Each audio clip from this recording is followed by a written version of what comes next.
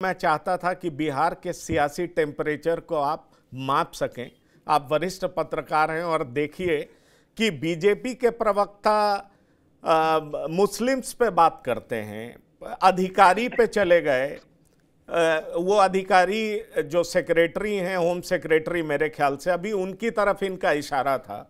सवाल यह है कि इस तरह की बातें ये कर रहे हैं, लेकिन कभी भी डायरेक्ट ये नहीं कह रहे कि आनंद मोहन की रिहाई क्यों हुई है। और अगर आनंद मोहन की रिहाई नहीं होती तो क्या आपको दिखाई पड़ता है कि 17 में से 13 या 16 एमओआई समीकरण वाले लोग रिलीज हुए हैं तो बीजेपी का स्टैंड इसी तरह का होता? आपको यह समझ में आता है? दूसरा सवाल मैं आपसे पूछूंगा कि जो बीजेपी उत्तर प्रदेश में कानून के राज को लेकर के बिल्कुल एग्रेसिव दिखाई पड़ती है, वही बीजेपी अभी सत्ताधारी दल से कह रही है कि आप क्यों नहीं आनंद मोहन से माफी मांगते हैं, क्योंकि उनके विपक्ष के नेता कह रहे हैं। क्या ये बीजेपी की सियासी मजबूरी है? अगर सियासी मजबूरी है तो क्या बीजेपी बिहार में लालू प्रसाद यादव की पार्टी, तेजस्वी यादव की पार्टी, आरजेडी को जंगल राज की दुहाई देकर के घेर पाएगी? ये मेरा सवाल है आपसे। बिल्कुल बीजेपी के लिए बड़ी मुश्किल हो गई पंकज जी।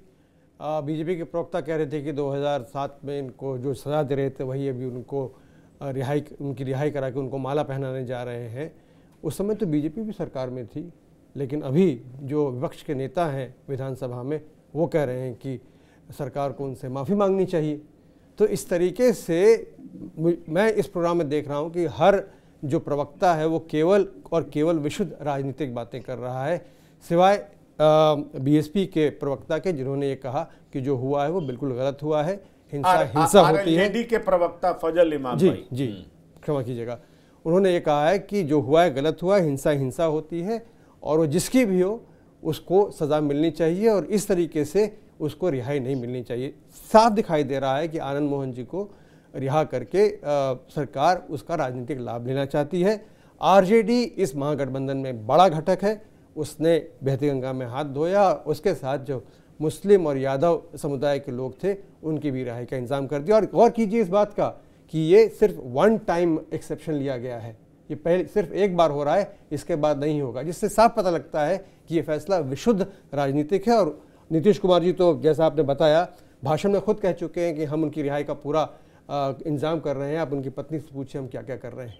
आशुतोष जी, मैं आपके पास सीधा आना चाहूंगा और ये समझना चाहूंगा कि क्या जेडीयू, क्योंकि देखिए उनके बेटे आरजेडी के विधायक हैं, पत्नी भी आरजेडी से चुनाव लड़ी हैं, लेकिन नीतीश कुमार ज्यादा एक्टिव नजर आ रहे थे आनंद मोहन के मसले पर। ये वही नीतीश कुमार हैं जो आनंद मोहन के खिलाफ कई तरह की बयानबाजी कर चुके हैं।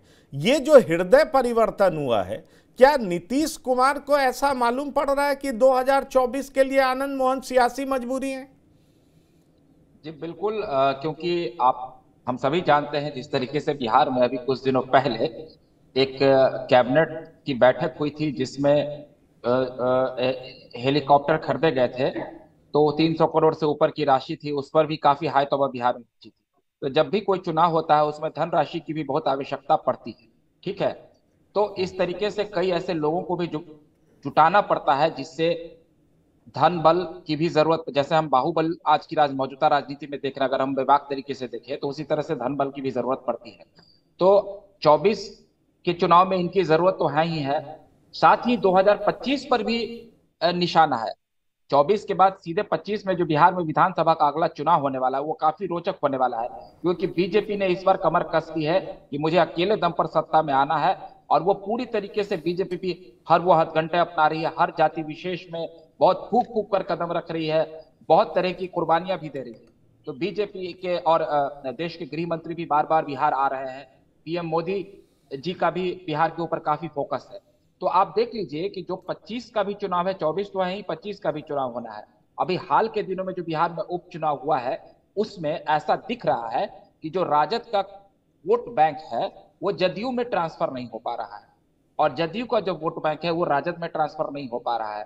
इसके कारण जो महागठबंधन में जो दोनों दलें हैं, राजद और जदयू, तो अगर हम वोट बैंक की समीकरण को देखें तो उस समीकरण के आश्रय वो आराम से एनडीए को हरा दिया करती थी। 15 में हमने उस चुनाव को देखा है कि एनडीए की करारी हार हुई। लेकिन इस बार जो उपचुनाव में निराशाजनक प्रदर्शन हो रहा है, इसको लेकर एक सीधे तौर पर यह सियासी मजबूरी है। अब ऐसा लग रहा है कि बिहार में जो महागठबंधन की सरकार है वो जो चाहेगी वो करेगी। अभी हाल के दिनों में जो अपराध की घटनाएं हो रही है, फिरौती की घटनाएं हो रही है, हत्याएं हो रही है, लूट हो रही है। अभी हाल के दिनों में देश के गृह राज्य मंत्री नित्यानंद राय ने भी 2-3 दिन पहले एक रिपोर्ट पेश किया और उन्होंने उसमें पूरा डाटा दिया था कि कितनी हत्याएं हुई है, कितनी मर्डर हुई है, टोटल आपराधिक घटनाओं की, जब से महागठबंधन की सरकार अगस्त से बनी है। लेकिन अब बिहार सरकार के कानों पर चूट नहीं रह रहा है।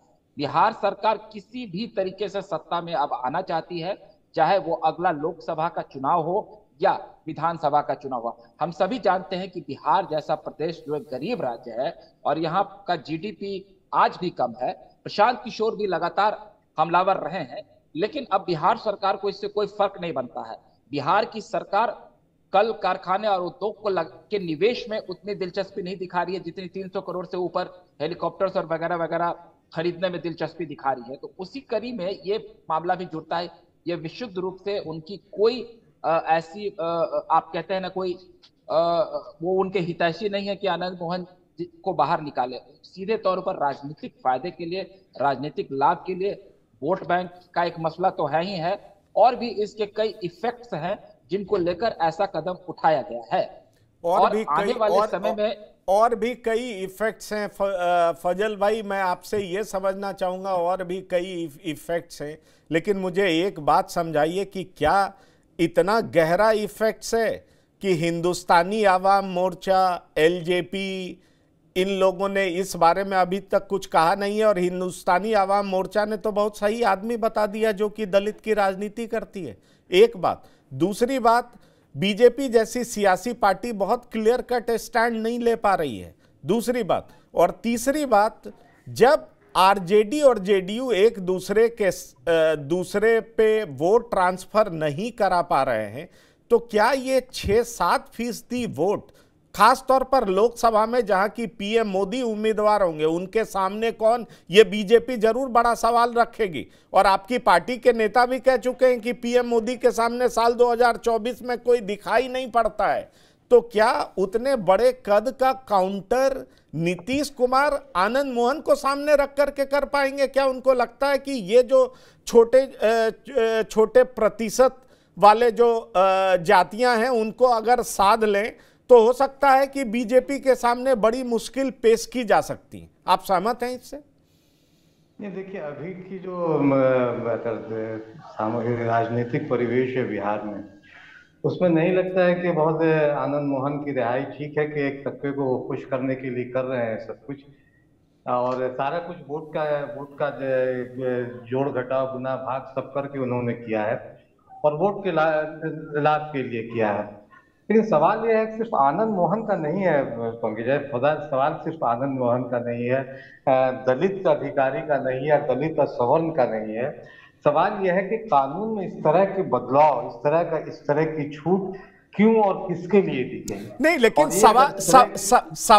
सवाल यही है ना कि इसको सियासी चश्मे से देख करके ही तो कानून में बदलाव किया गया है। वही मैं कह रहा हूं कि अगर इस तरह की बदलाव, इस तरह की छूट दी जाती रहेगी तो आने वाले दिनों में जो भी सरकारें आएंगी वो इस तरह अपने चश्मे से अपराधियों को देखेंगे, अपराध को देखेंगे, जिसका जिक्र मैंने पहले भी किया, और फिर वो इस तरह की छूट देती रहेंगी। अब रही मांझी जी या लोजपा रामविलास इस पे क्यों स्टैंड नहीं ले रही है, मुझे लगता है कि अब इस पे एक स्टैंड सारे दलों के लिए लेना चाहिए कि वो अपराधियों के साथ है, अपराध के साथ है, या अपराधियों के खिलाफ, अपराध के खिलाफ है। बिहार में नीतीश जी लगातार कहते रहे कि हम 3C करप्शन, क्राइम और कम्युनिज्म के खिलाफ है, लेकिन देखिए क्राइम भी बढ़ रहा है, करप्शन का तो बेहिंसा बालू माफिया, शराब माफिया का खेल देख रहे हैं, और कम्युनिज्म का भी खेल हम लोगों ने हाल में देखा।